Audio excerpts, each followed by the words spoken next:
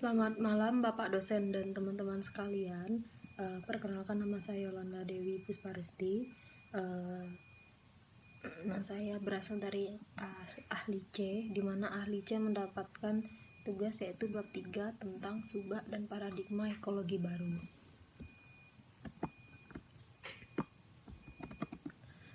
Untuk materi yang saya dapat yaitu materi pada bagian 3.2 dan 3.3. Yang pertama yaitu 3.2, paradigma ekologi baru. Terkait dengan penilaian, para peneliti dalam bidang sains sosial tertarik memahami cara berpikir manusia terhadap alam, posisi manusia di alam, dan interaksi antara pandangan atau nilai terhadap dunia dan perilaku terhadap lingkungan.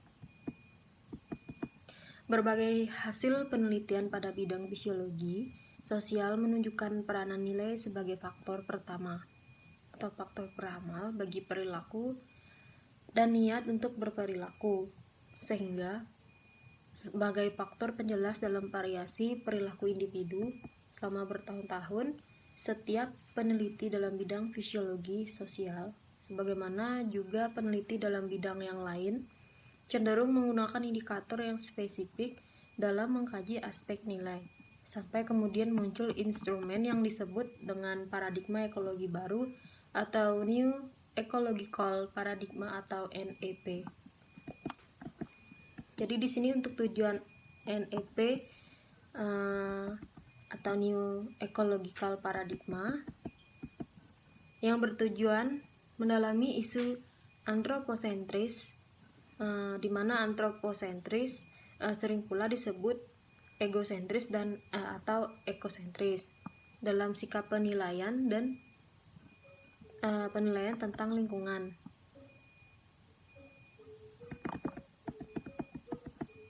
Pernyataan dalam 5 paradigma dan 15 item paradigma ekologi baru NEP atau New Ecological Paradigma. Di situ dijelaskan adanya 15 NEP. Itu dalam 15 item paradigma ekologi baru. Sedangkan untuk materi yang 3.3, paradigma ekologi baru dalam subak. Subak merupakan bukan semata-mata merupakan unit sederhana dalam mengelola air, irigasi, dan lahan sawah yang berundang-undang, melainkan komunitas demokratis yang egaliter dan religius. Keberlanjutan sistem subak selama berabad-abad berkaitan erat dengan implementasi Trihita-Karana sebagai filsafat utama dari orang Hindu di Bali.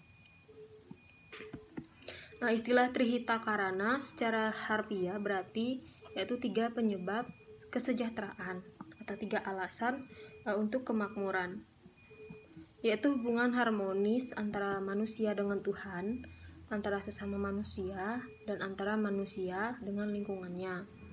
Filsafat Trihita-Karana mempromosikan keharmonisan kerjasama yang merakyat dengan mendorong rasa welas kasih atau berbelas kasih dengan memberikan perhatian pada semua makhluk hidup dan lingkungannya.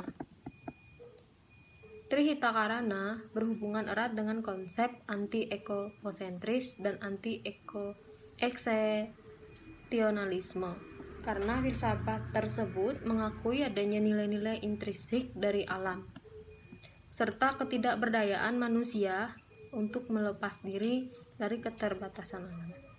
Hanya ini yang bisa saya jelaskan mengenai submateri yang saya dapat, yaitu dari 3.2 dan 3.3. Sekian dan terima kasih. Selamat malam.